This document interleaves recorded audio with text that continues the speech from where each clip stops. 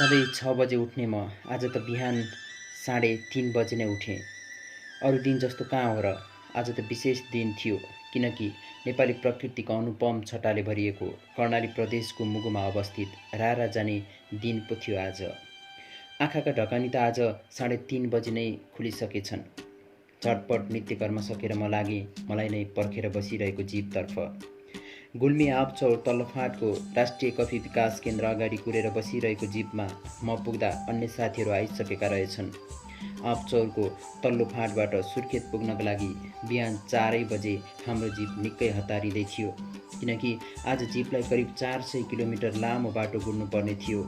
नवीन दाजु, ललिता भाउजू, गोविन्द गुरुङ, धनलाल सर, प्रवेश भाइ, मनमाया र मसहित 6 जना राराको घुमक्कड टोली बोकेर जीप तल्लो फाँटबाट सुर्खेतका लागि कुद्यो। ढोरपाटनबाट बग्दै आएको रुद्रावती नदीका काखमा अवस्थित तल्लो फाँटबाट रुद्रावती नदीलाई दाहिने पारेर किनारै किनार हामी अगाडि बढ्यौँ। उहिलेदेखिको कच्ची सडक तर अहिले ग्राभेल हुँदै कालोपत्रको प्रखाइमा रहेको तल्लो फाँटदेखि रिडीसम्मको 30 किलोमिटरको अर्धकच्ची बाटोका जोरीठिङ्गाहरूबाट हामीलाई हर्ल्याङ हुर्लुङ पारेर हल्लाउँदै जीप हिँकिँदै थियो र झिसमिसेमै मजुवा, चारकोटे, उल्ली खोला, खैरेनीका फाँटहरू छिचोल्दै हामीलाई बिहान 5:30 बजे रुद्रवेणी पुर्यायो। तल्लो फाँटबाट हामी सँगसँगै आएको रुद्रावती र मुस्ताङको दामोदर कुण्डदेखि लामो यात्रा गर्दै आएको कालीगण्डकीको एक अर्कामा समाहित भएको ठाउँ हो रुद्रवेणी। त्यहाँबाट स्याङ्जा, गुल्मी र पाल्पा जिल्लाको मिलनबिन्दु रुरु क्षेत्र नामले प्रसिद्ध एवं तीर्थ एवं पर्यटकीय स्थल रेडी पुग्यौँ। हाम्रो जीप अर्गेली, जोर्ते, लघुवा, हार्थोक हुँदै पाल्पा तानसेन पुग्दा 7:30 बजिसकेको थियो। तानसेनको बतासे डाँडादेखि नागबेरी बाटोका घुम्तीमा बटारिँदै गुडिरहेको हाम्रो जीप परबास पुग्यो। हामीले पाल्पाको जोरधारामा पुगेर पकौडा, चुकौनी र चिया खायौँ। हामी 9 बजे बुटवल पुगिसकेका थियौँ र हाम्रो जीप बुटवलबाट पश्चिमतर्फ मोडियो। गुरुसिङे, चौनाटा, भालुबाङ, लमही हुँदै हामी 4 बजे कोवलपुर पुग्यौँ। बुटवलदेखि भेट भएको हाम्रो पूर्व पश्चिम राजमार्गलाई छोडेर हामी उत्तरतर्फ लाग्यौँ। कोवलपुरमा पूर्व पश्चिम राजमार्गसँग विदा भएर कर्णाली राजमार्गतर्फ अगाडि बढेको हाम्रो टोली चिसापानी, हात्तीसार र हर्लेको लेक हुँदै छिन्चुमा पुग्यो। हाम्रो जीप फेरि भेरी नदी तरेर कोवलपुरतिरको करिब 75 किलोमिटरको यात्रा छिचोल्दै सुर्खेत पुग्यो र साँझ 9 बजे सुर्खेत बस पार्ककै एक होटलमा बस्यौँ। भोलिपल्ट हिजो दिनभरि जीपमा कुजिएर बस्दा र जीपको हुइकाइबाट थाकेर लखतरन भई हिजो 10 बजे सुतेका हामी बिहान 4 बजे नै उठ्न बाध्य भयौँ किनकि हाम्रो जीपका गुरुबाट हामीलाई 5 बजे तयार हुन भन्ने सङ्केत भइसकेको थियो। 24 गते बिहान 5 बजे सुर्खेतबाट राराको यात्रामा निस्क्यौँ। एकछिन त्यहीँ बसेर सुर्खेतको सुन्दर उपत्यकालाई हेर्ने रहर खुदाउँदै पनि यसपटकको हाम्रो गन्तव्य रारा भएकोले हामी सुरम्य उपत्यका र बजार छाडेर अघि बढ्न विवश थियौँ। हाम्रो जीप बट्टीचौर पातल खोला हुँदै तल्लो डुङ्गेश्वर झर्यो। हामीले त्यहीँ चिया नास्ता गऱ्यौँ। चिसो हिमाली जल बोकेर तातो तराई झर्दै गरेको कर्णाली नदीको तिरैतिर हामी अगाडि बढ्यौँ। यस्तो लाग्थ्यो मानव कर्णाली घाम ताप्न तल झर्दैछ र हामी शीतलताको खोजीमा माथि माथि सर्दैछौँ। राकम, कर्णाली, खिड्की जाउँला हुँदै हामी सितेगाड पुग्यौँ। सिन्जाबाट र जुम्लाबाट झरेका दुई बहिनी जस्ता हिमा र तिला नदी नागमगाडमा मिसिएर सुसेली हाल्दै त्यही जितगढमा आएर कर्णालीमा हिलिएका थिए। यही दोभानबाट हामी कालीकोटको सदरमुकाम म्यानमा र पिली हुँदै हामी नागमगढ पुग्यौँ। तिला र हिमा नदीहरू मिसिएको यो ठाउँबाट हामी हिमा नदीको किनारको राजमार्गलाई नछाडी सिन्जा उपत्यकातिर उकालो लाग्यौँ। नागमाबाट करिब 1.5 घन्टा हिँडेपछि सिन्जा उपत्यका प्रवेश गऱ्यौँ। सिन्जाका वरिपरिका रमणीय बस्ती र खेतहरूलाई हिमा नदीले अभिसिञ्चन गरी जीवनदान दिएकी रहेछिन्। 2200 खस राज्यको राजधानी, नेपाली भाषाको उद्गम स्थल र रातो मार्सी धान उत्पादनको मूल थलो सिन्जा उपत्यकाभित्र थुप्रै गाउँहरू रहेछन्। नराकोटबाट सिन्जा प्रवेश गरेपछि त्यस उपत्यकामा पाण्डव गुफा हुँदै गोठी जिउँला पुग्यौँ। नेपाली भाषाको उद्गम भूमि र मार्सी चामलको भूमि रहेछ सिन्जा उपत्यका। गोठी जिउँलामा पुगेर जीपबाट ओर्लँदै जीपभित्र कुन्जिएका जीव तन्कायौँ अनि होटलमा खाना बनाउन लगायौँ। 200 वर्ष पहिले 2200 राज्यका समयमा यो सिन्जा कति गुल्जार थियो होला।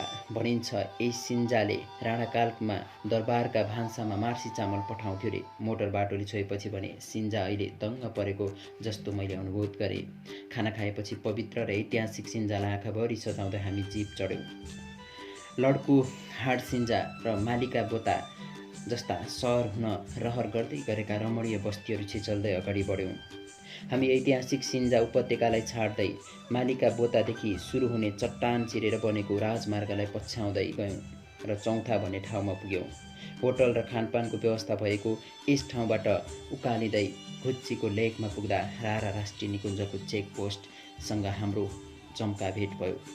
रारा आइपुग्यो कि क्या हो भनेर सोधेपछि थाहा भयो अझै केही ओह्रालो र जङ्गलपछि मात्र रारा ताल पुगिने रहेछ।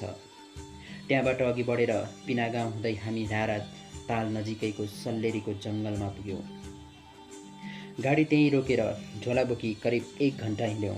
रात परेको रे होला। बाटोको जङ्गलमा फाटफुट्ट रुखका टुटाहरू मान्छे धुमधुम्ती बसे झैँ देखिए। म एक्लै आएको भए त तर्साउँथे होलान्। केही छिनपछि हामी रारा पुग्यौँ। हामीले राराकै छेउमा अवस्थित रिसोर्टमा थाकेका झोलाहरू बिसायौँ। बेलुका नै रिसोर्टमा बसेर आगो ताप्दै गर्दा देखिएको राराको रात्रिकालीन सौन्दर्य र स्थानीयवासीहरूबाट सुन्न पाएको देउडाको प्राकृतिक स्वाद पनि कम्ती स्वादिलो थिएन। रिसोर्टमा पुग्न साथ हामीलाई तातो हर्बल चियाले स्वागत गरियो।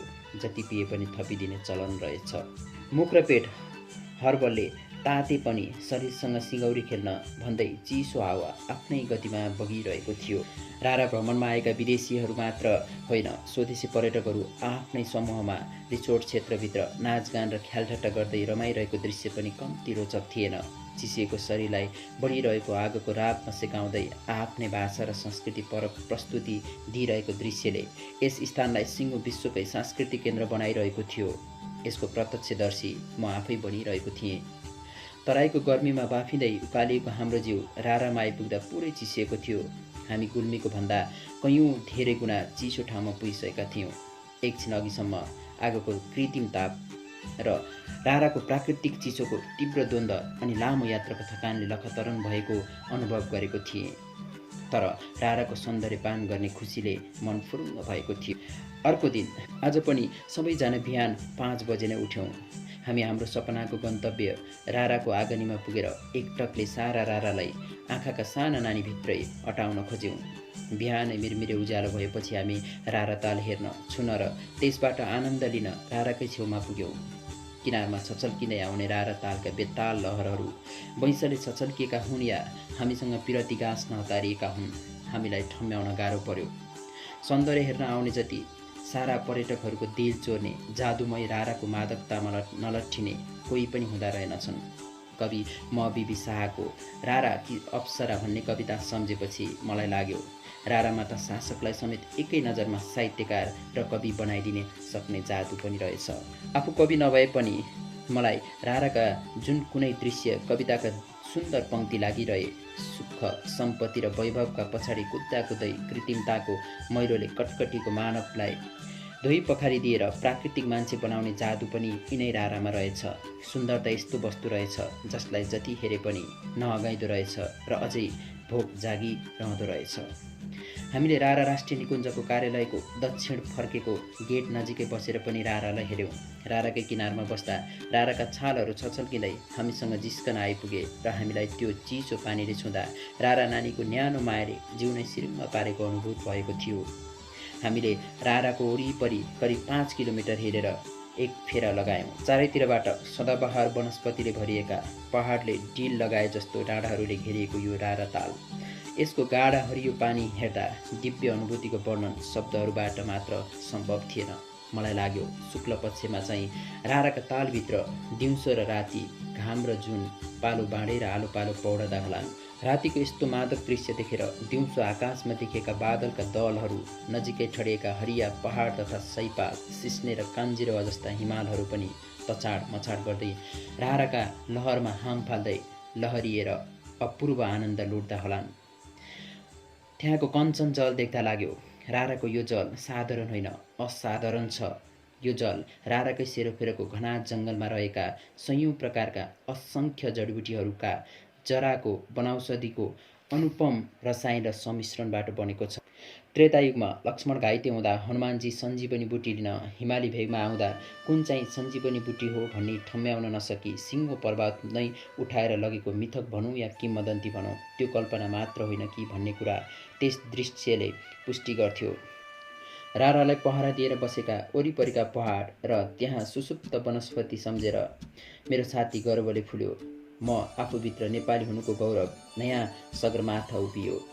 समुद्र सतहदेखि 2972 मिटरको उचाइमा अवस्थित यस तालको लम्बाइ अधिकतम 5 किलोमिटर र चौडाइ चाहिँ अधिकतम 3.2 किलोमिटर रहेछ।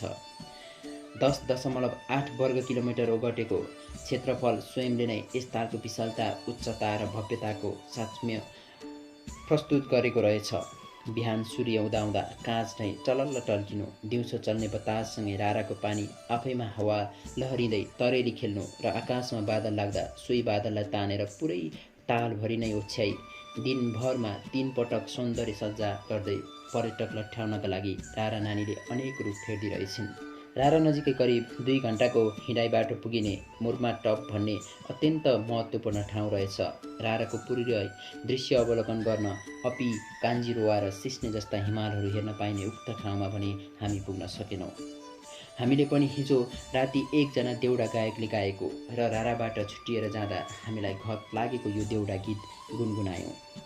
भोलि उठी बैजन्य हौ बसे है रारा ताल, आक्को साल फेरि आउँला नबिर्सन्या माया जाल। यसरी राराले हेर्ने र अगाउने धोको अधुरै छाडी अर्कोपल्ट अगाउन्जेल हेर्न आउने बाचाका साथ हामी साँझ 7 बजेतिर पुनः रिसोर्टमै फर्क्यौँ।